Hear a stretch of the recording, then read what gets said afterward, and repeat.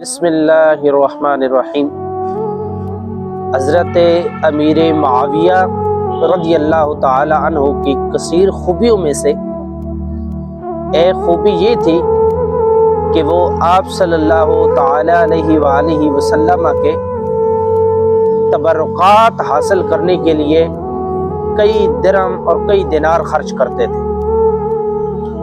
معجم الکبیر میں ایک روایت ہے کہ حضرت امیر معاویہ رضی اللہ تعالی عنہ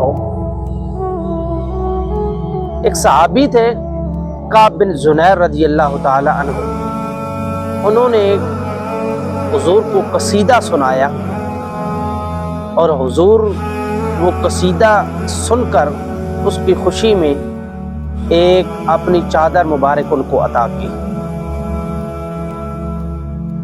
تو وہ چادر حضرت امیر معاویہ رضی اللہ تعالی عنہ نے حضرت کعب بن زنیر سے مانگی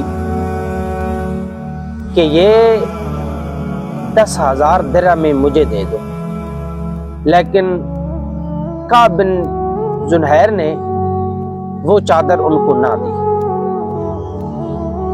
اس کے بعد حضرت کعب بن زنیر کا انتقال ہو گیا، وہ اس زہری دنیا سے چلے گئے۔ تو حضرت امیر معاویہ رضی اللہ تعالی عنہ نے وہ چادر 2,000 درہم میں ان کے ورثاء سے خرید لی۔ اللہ اکبر!